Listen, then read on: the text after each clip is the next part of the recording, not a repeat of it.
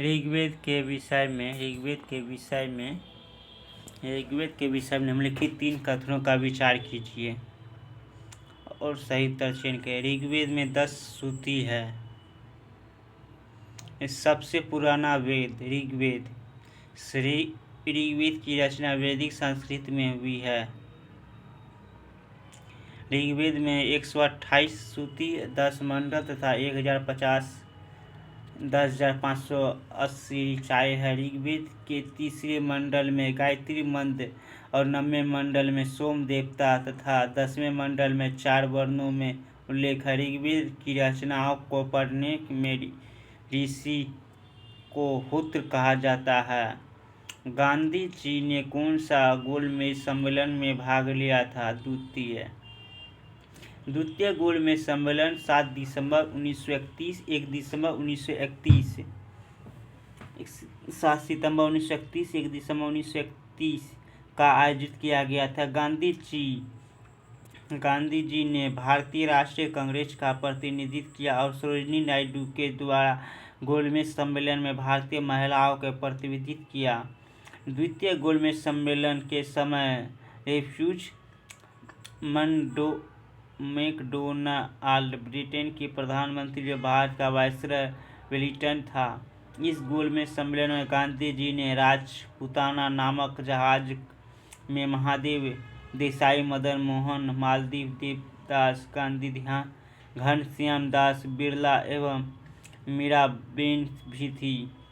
द्वितीय गोलमेज सम्मेलन के कुछ महत्वपूर्ण प्रतिभागी भारतीय राष्ट्रीय कांग्रेस महात्मा गांधी, रंगास्वामी अय्यर, मदन मोहन मालवीय। मुस्लिम से मोहम्मद अली जिन्ना, आगा खान, तृतीय मोहम्मद इकबाल। हिंदू से M.R. जयकर। दलित वर्ग doctor Bhim R Ambedkar. London में 12 नवंबर 1930 से 19 जनवरी 1931 तक गोलमेज सम्मेलन का आयोजन किया गया था और तृतीय गोलमेज सम्मेलन 17 नवंबर 1932 में 24 दिसंबर 1932 के बीच लंदन में हुआ था। पाकिस्तान की मांग में वास्तव में कुछ अंग्रेजों की कूटनीति ही प्रेरक रही और मुस्लिम लीग की यह प्रस्ताव किस सन में दिया गया था? 1940 में। पाकिस्तान प्रस्ताव और लाहौर प्रस्ताव 24 मार्च 1940 ईस्वी में हुई। इकबाल ने 1930 में संघ के भीतर एक मुस्लिम राज्य के रूप में सीमांत प्रांत बलूचिस्तान, सिंध और कश्मीर के गठन सुझाव दिया था। चौधरी रहमत अली ने 1935 के पाकिस्तान, जिसे बाद में पाकिस्तान कहा गया, शब्द पहली बार इस्तेमाल किया। मुस्लिम लीग के लाहौर अधिवेशन 24 मार्च 1940 में प्रस्ताव पारित किया और भारत सरकार अधिनियम 1945 संघीय योजना का स्वीकार कर दिया। जलियांवाला बाग नरसिंह के उसने अपनी नाइटेड की उपाधि लौटा दी। रविन्द्रनाथ टैगोर ने। नेटाल इंडियन कांग्रेस की स्थापना किस भारतीय ने की थी? महात्मा गांधी।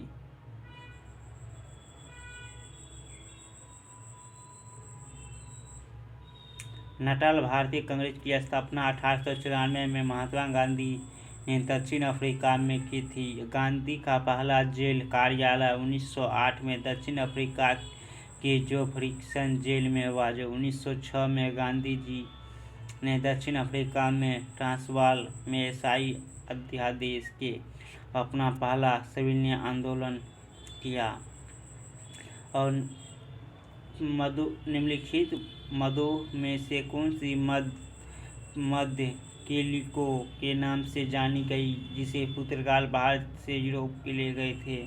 सूती कपड़े। भारत से इंग्लैंड जाने वाले सूती कपड़े को कालीकट के नामक केलिको को कहा जाता। बाद में साधारण बुनावट के सफ़ेद सूती कपड़े को केलिको को कहा। आईन-ए-अकबारी के लेखक कौन है? अब्दुल फजल। अब्दुल फजल आइन एक अखबारी पुस्तक के लेखक 16 सितंबर में फारसी भाषा में लिखी गई थी। पुस्तक में मुगल सम्राट अकबर का प्रशासनिक शामिल है। इसमें उस समय के दौरान राजस्व, भूगोल, सांस्कृतिक आदि में शामिल है। आइन ए अकबारी अब्दुल्ला फजल द्वारा रचित अकबरनामा का ही एक भाग है। अकबर का नाम को 3 ग्रंथों में विभाजित किया गया, जो आइन ए अकबारी तीसरी किताबी। हेनरी फिराज के संपूर्ण अकबरनामा का अंग्रेजी में अनुवाद किया था। कांग्रेस का 1929 का अधिवेशन, जिसमें पूरी स्वराज का लक्ष्य घोषित किया गया था, कहाँ पर हुआ था? ये लाहौर में हुआ था। भारत में पंचायती राज प्रणाली के संबंध में लेकिन कौन सा कथन सही है? संवैधानिक दिशा निर्देशक अंतर्गत देश के प्रत्येक राज्य में पंचायतों के संबंध में अपने कानून होते हैं। संवैधानिक दिशा का अंतर्गत देश के प्रत्येक राज्य में पंचायतों के संबंध में अपने कानून होते हैं। पंचायती राज विषय राज्य सूची में आता है। ग्राम पंचायत का चुनाव 5 साल के लिए होता। ग्राम पंचायत में सचिव होता और ग्राम सभा के सचिव में भी होता है। यह व्यक्ति निर्वाचित व्यक्ति नहीं बल्कि सरकार द्वारा नियुक्त किया गया जाता है। सचिव ग्राम सभा और ग्राम पंचायत की बैठक बुलाने और कार्यवाही का रिकॉर्ड रखने के लिए जिम्मेदार है। भारत में पंचायती राज का व्यवस्था 3 स्तर: ग्राम पंचायत सबसे निचली इकाई, पंचायत समिति पंचायती राज के संयुक्त स्तर, दूसरी जिला परिषद, तृतीय संचालन के शीर्ष पर स्थित है। निम्नलिखित में से कौन पटावारियों के कार्य पर प्रक्षेपण करता है? तहसीलदार।